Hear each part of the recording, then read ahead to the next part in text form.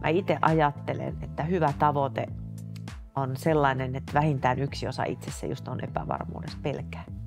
Mä en pysty. Jos meillä on vaan realistisia tavoitteita, niin olisi jossain, että olisi, no joo, kyllä mä pystyn. Niin sitten mä jään siihen. Jos se on täällä, en mä varmaan sinne pääse, mä pääsen ylemmäs kuin mä ajattelin. Eli meillä ihmisillä on itse asiassa kyvykkyyttä enemmän kuin me tiedämme sitä olevamme. Ja me osaamme paljon enemmän kuin edes tajuamme osaavamme. Uskalluksen hetki on podcast, joka pysähtyy ratkaisevan hetken äärelle. Mitä tapahtuu juuri siinä hetkessä, kun teemme valinnan? Minä olen Satu Grönberg ja tämä on tutkimusmatka uskalluksen hetkeen. Tänään mulla on vieraana psykologian tohtori Satu Kaski. Satu on tehnyt pitkän uran mielenvalmentajana erityisesti esiintyjien, urheilijoiden ja luovien alojen ammattilaisten parissa. Satulla on erikoispätevyys työ- ja organisaatiopsykologiaan sekä psykoterapiaan ja lisäksi hän on tietokirjailija. Lämpimästi tervetuloa Satu Kaski. Kiitos kun tulit. Kiitoksia. Mukava olla täällä. Mitä sulle kuuluu? No kiitos. Ihan hyvä, että ihana ilma ulkona, niin mikäs tässä? Mahtavaa. Lähdetään tosiaan vähän tutkimusmatkalle sinne uskalluksen hetkeen ja oikeastaan minua kiinnostaisi kysyä heti ensimmäisenä, että miten olet päätynyt tekemään töitä urheilijoiden, taiteilijoiden, luovien alojen ammattilaisten parissa? No tämä on hyvä kysymys, että silloin aikanaan jo lukiossa psykologia kiinnosti ja minusta piti tulla lapsiterapeutti. Siis tämmöinen psykoterapeutti. Ja sitten jotenkin mä ajauduin, koska mä myös opiskelin liikunnalla, niin tämmöisen, että miten onnistuminen mahdollistuu. Onpa mielenkiintoista. Se oli aika eksaktia tiedettä ja ei tämä psykoterapia jäänyt sivuun. Se kyllä oli siellä, että mä tein aikanaan lisurin liittyen psykoterapeuttiseen muutostutkimukseen urheilijalla. Mutta sitten kuitenkin tämmöinen, että miten onnistuminen mahdollistuu, mitä kaikkea varjopuolia on, joka voi estää. Et se on aina ollut vähän tämmöinen, jos urasta voi sanoa, niin lempilapseni. Ja se on pysynyt tässä sivussa koko ajan ja nyt sitten tällä hetkellä toimin sitten organisaatiopsykologina tai psykoterapeuttina tai niin kuin tämmöisenä sparrarina, niin ne on etupäässä luovilla aloilla tai sitten huippu-urheilussa. No tämmöinen pieni ja helppo kysymys. Miten onnistuminen mahdollistuu? No siinä on siis tosi monta tekijää, että sitä voitaisiin katsoa tällä yksilön näkökulmasta, että mitä sen yksilön näkökulmasta tapahtuu yhtä lailla, mitä tapahtuu siinä kontekstissa. Ja sitten jos se laajennetaan ihan siihen koko niin kuin ympäröivään maastoon, missä hän toimii tai siihen kulttuuriin. Ja sitten helposti näissä onnistumisissa unohdetaan sattuman merkitys, jolloin hyvät käytänteet jopa saatetaan unohtaa johtuen siitä, että vaikka hävittiin tai en saanut jotain paikkaa tai muuta sen sijaan, että uskallettaisiin katsoa avoimesti kaikki nämä kortit, että mitä tästä opittiin. Ja jokaisessa onnistumisessa on läsnä sitä, mikä ei onnistu ja siinä, mikä ei onnistu, niin on aina sitä, mikä onnistuu. Että nämä ei ole kauhean yksiviivaisia. Joo. No, minkälaisia ne esteet sit tyypillisesti on, mitkä meitä estää? Nyt äsken puhuttiin onnistumisesta, mutta ihan siihen, että uskaltaa lähteä jotain asiaa kohti. Joo. Mikä meitä niinku yleensä siinä estää ja jarruttelee tai että saa meidät epäröimään, että pitäisikö vai eikö? No just näin. Ja tässäkin on monta tekijää, mutta tämmöinen tyypillinen, siis semmoinen, jos katsottaisiin tätä, että tätä voisi ruotia, että mikä näkyy pinnalle, on helposti raaputettavissa esiin. Niin tämä on nyt sitä tyypillistä. Sitten pitää mennä vähän pinnan alle katsoa, mitä muuta siellä on. Ja sitten on niitä ihan syvää luotaavia virtoja, jotka on tosi oleellisia, mutta vaikeammin saavutettavissa tietoisuuteen. Niin tyypillinenhän tämmöinen, että kun mä haluan jotain, niin semmoinen potentiaalin kehä lähtee niin kuin pyörimään, että vitsi, tää on nastaa, voi että kun se olisi hienoa, voi kun mä saisin. Samaan aikaan pyörähtää toinen kehä ja se on pelon kehä. Mitäs mä mokaan? Mitä jos mä epäonnistun? Mitä jos ei tästä tulekaan mitään? Tämä on inhimillistä ihmisessä olevaa toimintaa, koska enhän mä voi tietää, mitä tapahtuu. Mitään en saa, jos en lähde liikkeelle, mutta samaan aikaan mä voin ainakin ylläpitää semmoisen hyvän eheän käsityksen itsestäni, että mä en lähde riskeeraamaan sitä mokaamalla pahasti jossain. Tämä on tämmöinen tyypillinen pintaraapaisu tähän onnistumisen maastoon. No mitä siellä seuraavassa kerroksessa on, jos mennään sinne vähän syvemmälle? No sitten jos lähdetään ihan katsoa tämmöisen pintaraapaisun alla semmoista, näkyy nyt mä puhun yksilön näkökulmasta. Tähän voisi olla myös yhteisössä semmoinen kulttuuri muodostunut, että mitä meillä tarkoittaa onnistuminen ja mitä tarkoittaa epäonnistuminen. Niin se seuraava taso on enemmän tämmöistä uskomusten maastoa. Siis sellaista, jota vähän kun raaputtaa, että kerro, et voi koska mitä, no mitä sulle tarkoittaisi. Että vähän niin kuin lähdetään raaputtelemaan sinne pintaa syvemmälle, niin sitten siellä voi olla niitä jarruja, semmoisia uskomusesteitä. Tyyliin, että viime metreillä mä oon se, joka kuitenkin missaa sen esiintymispaikan tai mä oon hyvä kakkonen tai mitä tahansa. Näillä geeneillä ei pysty tuohon, mitä nuo tekee. Ihan sama, mikä se on se uskomus, mutta se on kuitenkin vähän niin kuin fakta, että se rupeaa määrittämään, että tämä ei ole mulle viime metreillä mahdollista. Ja sitten jos sitä vielä raaputetaan syvemmällä, niin sitten mennään jo sinne vähän niin kuin syvempään ihmisyyteen tai minuuteen, että mikä on saanut aikaiseksi tämä. Jos nyt ajatellaan pientä vauvaa, niin eihän silloin ole tämmöisiä. Karrikoiden, milloin pikkulapsi, kun opettelee kävelemään, ei enää nouse pystyyn. Se harjoittelee, se nousee uudelleen. Missä kohtaa me opimme, että ei kannata, älä nyt enää. Se on sitten se ihan se syvä, että mitä sellaista on tapahtunut, mitä kannat mukanasi. Ja tämän voisi katsoa myös ryhmään, joukkueeseen, lajiin, jos puhutaan urheilusta, siellä on paljon uskomuksia. Taiteessa se on ihan täynnä uskomuksia, että millainen on hyvä palettitanssi ja millainen kulttuuri tämä on, mitä tarkoittaa olla oopperalaulaja. Tai sitten jos mennään toiseen musiikin genreeseen, niin siellä on ihan omalaisia uskomuksia. Ja nämä kaikki tasot ikään kuin pyörii siellä. Ja tämä tekee, kun kysyt, miksi olen valinnut tämän, niin tämä on myöskin jotenkin mukavaa auttaa ihmisiä, siis fasilitoiden tapahtuu, mutta auttaa heitä löytämään polku, jolla he haluavat kulkea ja tukea siinä. No, ne uskomukset on varmaan semmoisia, että me ei yleensä itse helposti niitä tiedosteta. Että ne on jotenkin meillä tuolla jossain takaraivossa. Niin minkälaisia keinoja siihen on, että niitä tunnistaisi? Että tämä saattaisikin olla semmoinen uskomus, joka ei välttämättä pidä paikkaansa.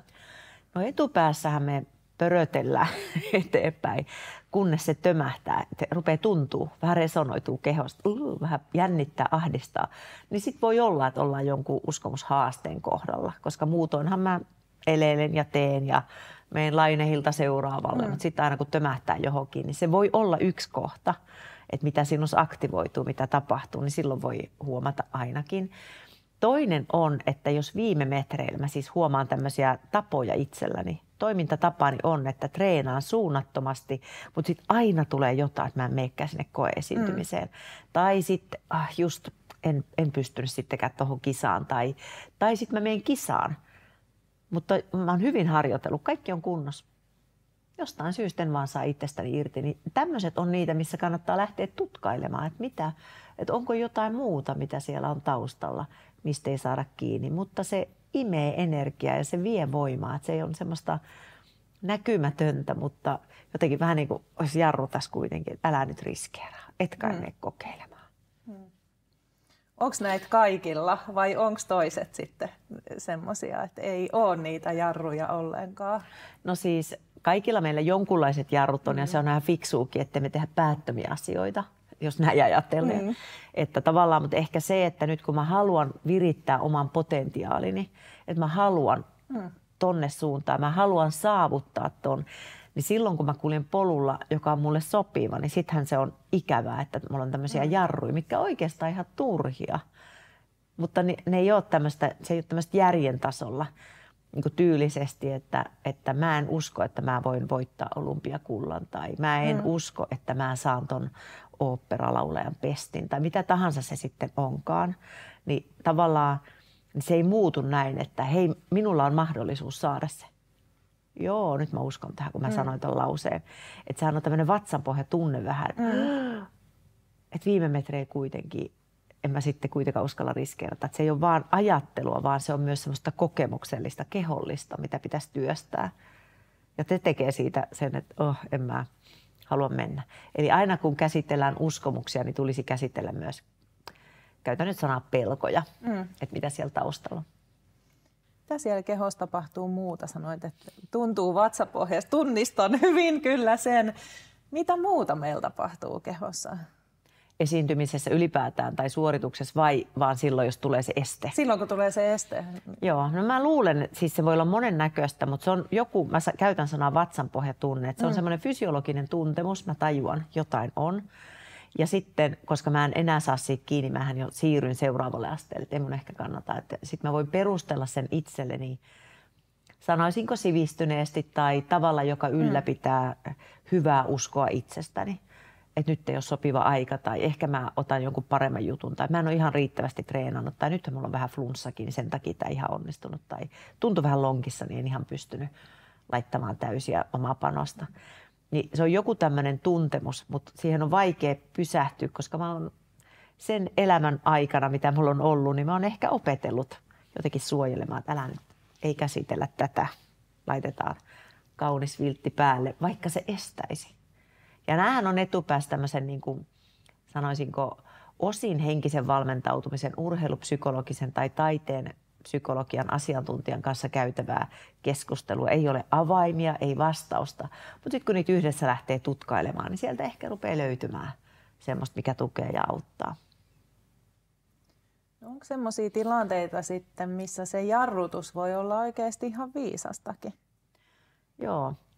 Siis sellaiset, meillä kaikilla on uskomusta, että sehän perustuu puhtaasti aika paljon, voisi ajatella, että tämä on uskomusten maasta. En tarvitse katsoa kuin politiikkaa, niin nopeasti meidät uskotellaan uskomaan, että tuo on totta tai ei totta, ja me oikeasti uskotaan, että näin on. Niin tavallaan, että on uskomuksia, jotka myös suojelee meitä. Ei ole hyvä mennä yksin pimeällä tonne. Se on silkka uskomus, miten niin ei ole hyvä. Että sähän saisit olla luonnossa tai muuta. Joku toinen voisi olla toisenlaisen uskomuksen kanssa. Siinähän on myös tällaisia suojelevia tekijöitä, että kaikkea uskomusta ei ole tärkeää siis lähteä muuttamaan. Mutta semmoista, joka estää sitä, mitä mä haluaisin saavuttaa, niin voi olla ihan fiksu. Ja sitten toinen, siinä voi olla myös tämmöinen, että mä haluan saavuttaa ton, mutta sitten mulla voi olla joku tämmöinen moraalinen tai eettis-moraalinen kysymys, että hetkinen, millä ehdoilla? Enhän mä nyt tolla ehdolla tonne lähde. Niin siinäkin mielessä voi olla ihan hyvä vähän, niin kuin, että toimii jarruna, että on olemassa myös tämmöistä itsellä eettistä tai moraalista tai arvoihin perustuvaa, että not for me that game, että en halua tonne, koska se tarkoittaisi ABCtä ja ne ei ole minua. Niin siinä mielessä ne voi olla oikein hyviäkin tämmöisiä jarruja, että pohdi hetki, kannattaako, onko se väärti. Joo. Minun kiinnostaa tässä uskalluksen hetkessä jotenkin ei ne taitekohdat, kun me elämässä tehdään jotain tosi suurta tai jos on joku semmoinen vedenjakaja, että elämä ennen jotain päätöstä ja elämä jonkun päätöksen jälkeen, vaan enemmänkin se, että me uskon, että me tehdään niitä ihan jatkuvasti, aika toistuvasti semmoisia niin kuin pieniä uskaltamisen hetkiä, mutta niitä ei ehkä välttämättä edes uskalleta sanoa ääneen tai niitä jotenkin pidetään sisällä ja sitten toisille näyttää, että no tuohan vaan menee ja ne menee ihan suoraviivaisesti ja sillä kaikki onnistuu. Tai näin, että miten semmoisissa niin kuin pienissä hetkissä lisätä itselleen sitä uskalluksen tunnetta. Että ajattelin tässä podcastissakin sitä että jotenkin ikään kuin voisi elämän laittaa hetkeksi pauselle, kun joskus ne tulee tosi nopeasti ne päätöksentekohetket, että nyt joko meen tai en mene. Ja voisipa siinä hetkessä painaa sitä pausea, mutta mitä työkaluja siihen on, että kun tunnistaa, että okei, nyt on taas tämmöinen pieni uskalluksen hetki, miten autan itseni tästä eteenpäin? Joo. No ensimmäinen, tämä nyt on ehkä vähän tämmöistä, niin kuin, no tiedetään, mutta on oikeasti tosi tärkeää, että mä tunnistaisin sen fysiologisen affektin, siis oikeasti sen, että mitä kehossa tapahtuu, koska se tapahtuu salaman nopeasti, mä oon jo pois siitä, jonka jälkeenhän se on, että tämmöinen tuntemus, mä voin olla, tämmöinen tuntemus siis on, että mulla on niin kuin rupesi jännittymään vatsa tai sydän rupeaa pamppailemaan. Ja sittenhän mä, että okei, eli tämän mä määrittelen täksi tunteeksi, esimerkiksi ahdistus tai haitallinen jännitys tai uteliaisuus tai mitä tahansa mä määrittelenkään. Ja sitten mä rupean vasta pohtimaan. Sen jälkeen vasta kun mä tästä pääsen, se on nimetty, mä pohdin, miksi, mihin tämä liittyy. Ja sitten kun mä oon tehnyt sen, niin sittenhän kyse on siitä, voiko mä hyväksyä. Nyt mä koen näin. Mä oon jännittää mennä tuonne avantoon, kun muut on sanonut, että se tekee mulle hyvää.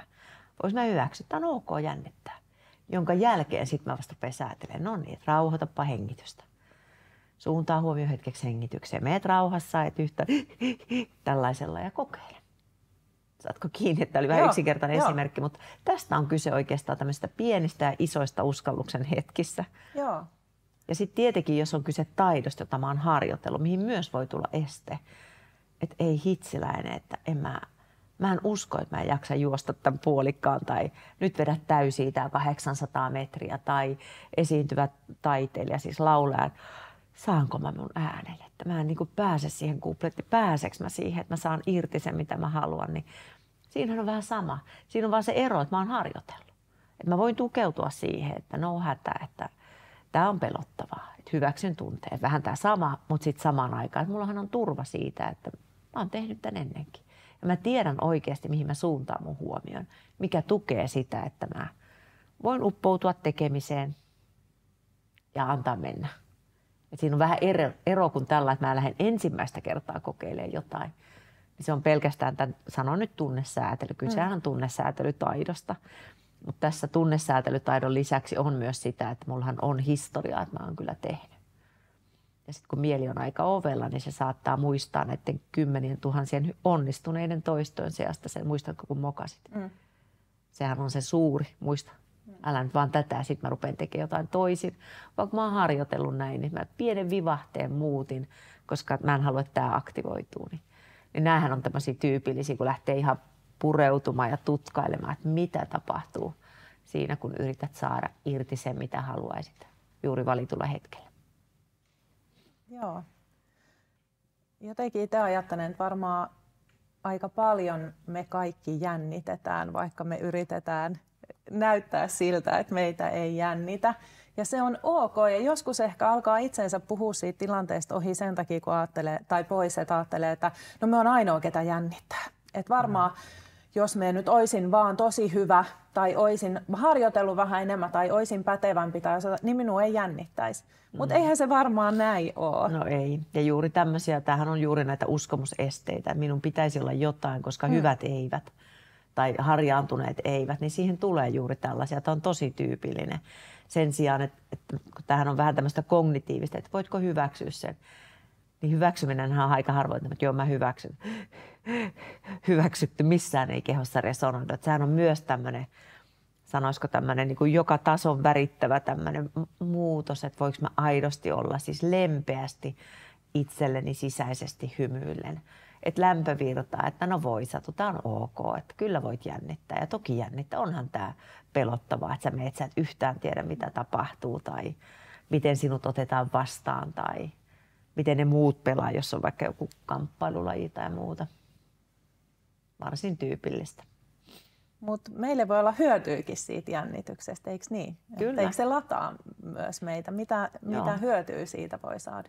Joo, ja tämmöisiin merkittäviin tilanteisiin, sitähän latautuu myöskin. Adrenaliini lähtee virtaamaan, keho on niin kuin virittäytynyt. Ja sitten tässä on juuri se, että niin kuin, koska jos mä oon alivireinen, nehän siitä mitään tuot, hei nyt herätellään.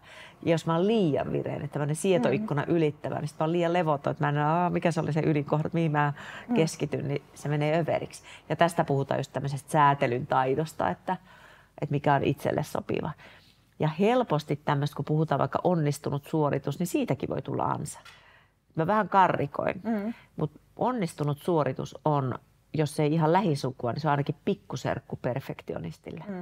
Että tavallaan teet täydellistä, se seuraava aste on, no ei täällä täydellinen tarvitse olla, mutta täällä tee virheitä. Se on ihan sama asia.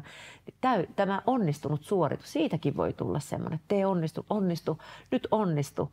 Ja jokaisessa, kun mä uppoudun johonkin tekemiseen, siellä on joku vivahde, mikä ihan, joku äänen paino tai joku pieni askelvirhe tai jotain pientä semmoista, kun harvoinhan siis ne on oikeastaan aina ainutlaatuisia. Kun mä lähden tekemään jotain, niin mä astun kerran siihen virtaan, siinä on paljon tuttua, mutta siinä on jotain vivahteita, mikä ei ihan ole. Että kehossa jotain tuntui.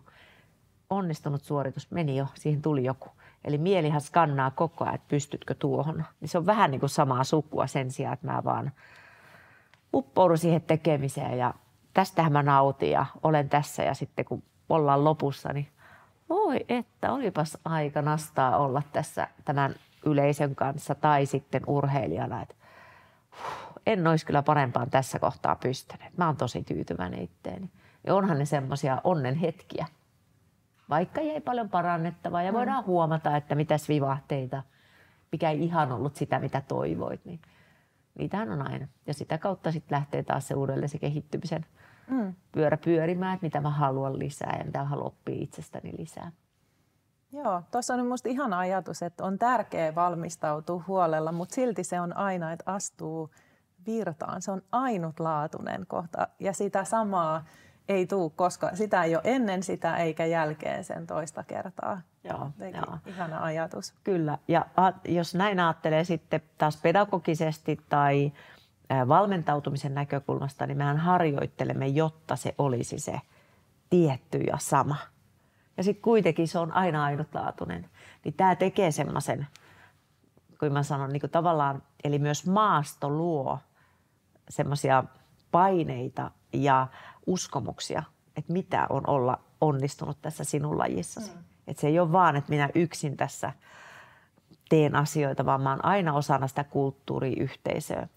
Ja sitten kyse on siitä, että miten paljon siellä on suojaavia tekijöitä siitä ilmasta, jota hengittää, mikä on siis tämmöistä henkistä kulttuurista, jopa altistavia tekijöitä sille, että tiedäthän minkä vanki olet sitaateissa, jos nyt käytetään tämmöisiä sanoja. No, että on aika monimuotoinen maasto kaikkinensa, kun lähtee pureutumaan sen sijaan, että sanoo vaan, että no kuule, nyt kun keskityt hetkeen ja suuntaat huomioon hetkeksi hengitykset, sä oot varmasti maadottunut ja sitten huomio vaan siihen oleelliseen asiaan, that's that, ei mitään muuta, niin sitten kun rupeekin pureutumaan oikeasti, että ai kun me oltaisiin semmoisia robotteja. Kun kerran on sanottu, niin aina menee. No onneksi ei olla kuitenkaan. Eiks niin? Että muut on niin kuin tavallaan, että just tämä elävän väri ja tämä, että mitä kaikkea niin kuin upeata. Tämä on vähän niin kuin kitaristilla, niin jos se tekee jonkun pienen, mikä tuli, niin se tekee sen uudelleen. Niin tämä olikin hyvä juttu, että vaikka niin kuin muut, mitä siellä, vau, toihan oli hieno. Että tavallaan, että miten sä määrittelet myös sen, mitä tapahtuu. Että voiko mennä go with the flow. Joo. Ja sitten se haaste on koko ajan siinä, että pystyykö. Ja sitten kun puhutaan kilpailusta tai maastossa, vaikka nyt huippu-urheilussa, niin myös sattumalla on merkitystä ja se usein se unohdetaan. Et eihän sitä voi irrottaa, että vaikka se olisi kuinka hyvin valmistautunut ja kaikki menisi niin kuin Strömsössä, niin no tuommoinen siinä nyt tuli sitten. Tuulen puuska tai ihan mitä vaan. Joo. Jotenkin itse ajattelen, osa sitä uskaltamista ja uskalluksen hetkeä on myös se, että sietää epävarmuutta. Että mä ajattelen, että moni varmaan perääntyy sen takia, että just ajattelee, että en ole vielä valmis. Mutta sitten sitä hetkeä ei ehkä tule koskaan, jolloin olisi se, että ei ole minkäänlaista epävarmuutta, vaan on täysi varmuus siitä, että nyt on valmis. Ja sitten jää tekemättä asioita, jolloin ei pääse sille oppimisen polulle, kun ei koskaan niin kuin lähde siihen. Just tämä, joo. Ja tavallaan tosi surullistakin siis monella tavalla, että ne ihmiset, jotka haluaisi vähän lähteä, no olisipa se hienoa kokeilla laulamista tai no olisipa se hienoa kokeilla jonkun uuden taidon oppimista tai ihan vaan lähdenkö vähän pidemmälle lenkille en. Koska siinähän on aina se, että no pystynkö, entä jos en. Siis tämmöisen epävarmuuden sietäminen, niin toi on tosi tärkeä huomio, että kyse oikeastaan siitä, että voinko mä olla niiden olojen kanssa, joita aktivoituu, kun mä olen polulla, mitä mä haluan kulkea tai saada jotain tai olisipa hienoa oppia tota taitoa. Ja tämä linkittyy vähän tavoitteen asettamiseen. Mä itse ajattelen, että hyvä tavoite on sellainen, että vähintään yksi osa itsessä just on epävarmuudessa, pelkää. Mä en pysty. Ja miksi se on hyvä tavoite? Siis samaan aikaan kannattaa olla myös tavoitteita, että mä 100% varmuudella tiedän. Esimerkiksi kyllä mä voin lähteä katsomaan sitä avantoa, niin kuin vaikka talvella avantouimarina. Että kyllä mä sen kykenen, vaikka mä sinne avantoon menen. Eli pitää olla myös semmoisia, mutta jos meillä on vaan realistisia tavoitteita, niin olisi jossain tuossa, no joo, kyllä mä pystyn. Niin sitten mä jään siihen. Jos on täällä, en mä varmaan sinne pääse, mä pääsen ylemmäs kuin mitä mä ajattelin. Eli meillä ihmisillä on itse asiassa kyvykkyyttä enemmän kuin me tiedämme sitä olevamme. Ja me osaamme paljon enemmän kuin edes tajuamme osaavamme. Ja se on mielenkiintoista, kun lähtee tutkailemaan ihmisen mielen maastoa ja sitä, että miten ihminen toimii, niin wow, ihan käsittämätöntä, että mihin kaikkeen me kykenemme. Ja yhtä lailla ihan käsittämätöntä, miten se pilvi ja vesisade on vain kyseisen ihmisen pään päällä. Hän ei edes itse näe omaa upeuttaan. Ja itse asiassa on myös aika surullista. No, minkälaisilla avaimilla niitä oman potentiaalin ovia voi lähteä aukomaan? No, niitä on varmaan paljon, siis sellaisia ilmaisia, mitä voi kotona tehdä, niin sitähän voi vähän haarukoida, että jos kaikki olisi mahdollista, vain mielikuvitus olisi rajana, millaista olisi elämäni. Ja seuraava kysymys siinä voisi olla, että se olisi tällaista, okei, mitä mä saisin siitä itselleni? Eli mikä se on se juttu, jotta me päästään sinne omiin tarpeisiin, onko sitä oikeasti se, että helposti tulee, että no miljoonia rahaa ja kaikkea mahdollista, että okei, että sit mulla olisi se, niin mitä se olisi minulle, mitä mä saisin siitä itselleni? Hyvää oloa, sitten mä olisin tosi hyvä kuntoinen, että onko nämä niitä asioita, joita arvostaa esimerkiksi, että alkaa löytyä itselle tärkeitä asioita, jotka voisi sitten olla sitä, mitä voisi katsoa, että okei, että miten nämä tällä hetkellä näyttäytyy omassa elämässä. Ja sitä kautta pääsi ehkä vähän liikkeelle, että onko nämä oikeasti asioita, jotka mä haluan.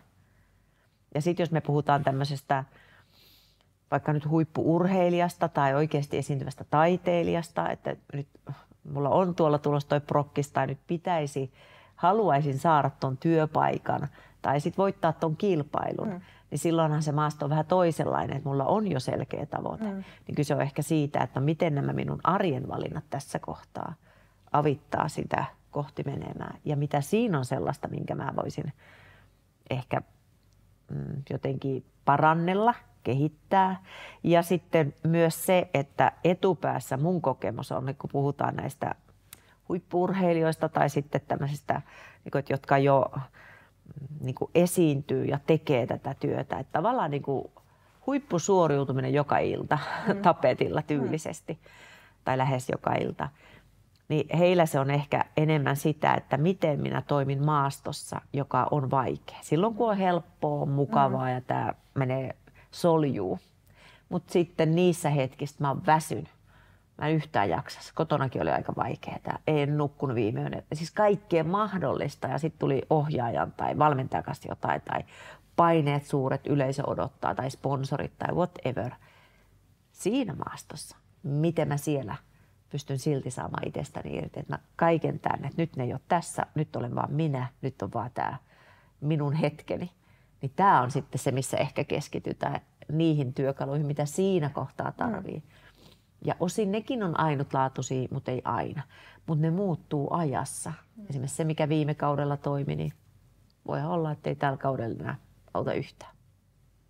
Mutta me voidaan treenata mielen lihaksia samalla tavalla Todellakin. kuin muita lihaksia. Joo, kyllä. Et se on vähän, että se on niin kuin lihas. Lihas tarvii ärsykkeen, jotta kehittyy, mutta kehittyy levossa, niin aivot, jos aivoeetosta käyttää, niin se on vähän sama, että tarvii ärsykkeitä, mutta sitten muokkaa sen saamansa ärsykkeen levossa, että myös irti siitä kaikesta tästä, että saa vaan olla ja hengitellä rauhassa ja levätä ja just for fun tekemistä.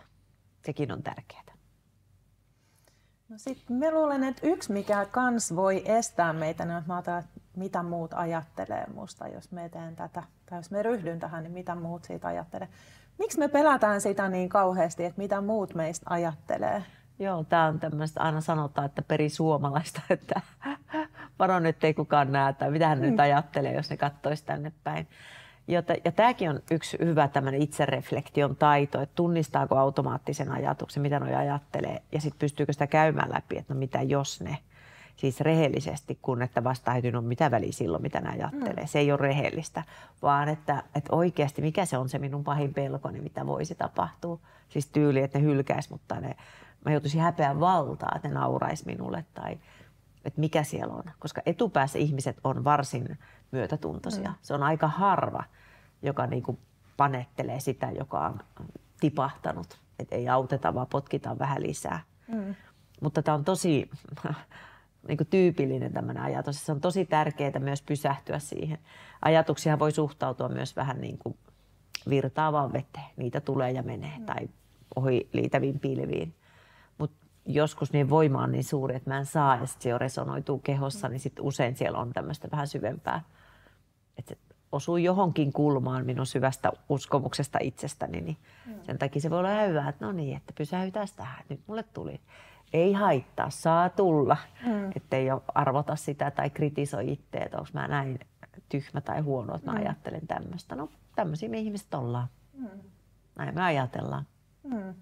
Joo, tuossa oli ihana ajatus jotenkin tuosta, sanoitko, että myötämielisiä, niin jotenkin ajattelen, että kun on itsekin esiintynyt tai ollut katsomassa esiintyjä, niin ainahan sitä toivoo, että se onnistuu se, joka siellä lavalla. Että aina on niinku sen puolella ja toivoo, että jes, että kyllä niinku varmasti nyt pystyy parhaaseen ja onnistuu ja näin. Että se on jännä, että silti sitä jännittää, vaikka samalla se voi olla mieletön voimavara, minkä saa sieltä yleisesti, koska kaikki elää niin mukana siinä ja toivoo sitä onnistumista. Kyllä, just näin se on.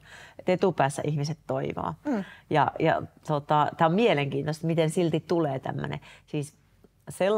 Siis onhan ihmisiä, jotka niinku happamia sanoo kettu, pihle ja marjas. Siis on kateellisia tiedostamatta, että ei tunnista sitä omaa kateuttaan. Niin ei voi sanoa ääneen, että voi perjantai mäkin haluaisin ton. Niin kun ei tunnista, niin sit voi, että no mitä tuokin tuolla yrittää. Olisi nyt harjoitellut kunnolla, lähettää nyt suomalaisia ja tommosia ja niin edelleen. Sitten sitä kääntyy, niin kuin, että käsittelee jotain omaansa. Nämähän on tosi haavoittavia. Ja sen takia usein näitä suojia, tämmöisiä suunnattomaan stressiin myös rakennetaan. Että oletteko miettinyt, kannattaako silloin mennä vaikka someen, kun on vaikka joku kilpailu tai joku tiukka paikka itselle. Että voi myös suojella ulkoisilta tekijöiltä, jotka voi haavoittaa.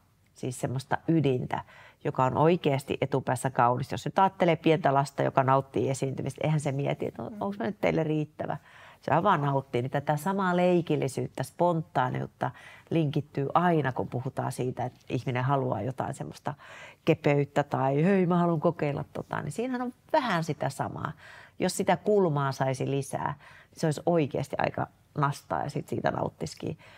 Ja meillä on myös paljon niitä, etupäässä ne urheilijat, taiteilijat, jotka kertoilee näistä, että olipa mahtavaa olla tuolla, niin kyllä ne tuntee sen sykkeen myös suhteesta. Yleisö kannatteli minua ja tuntui, että tämä oli meidän yhteinen juttu, niin onhan ne aika huimia kokemuksia myöskin.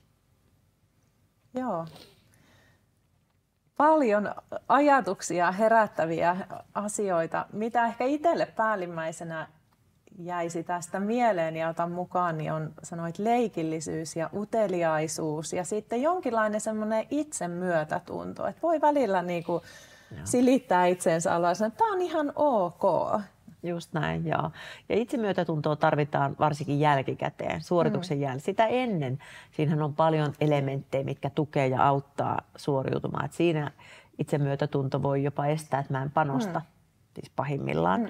Mutta jälkikäteen, kun sieltä on, miksi mä tehnyt, miksi hei, ihan riittävä. Siinä tarvitaan sitä myötätuntoa itselle ennen kaikkea.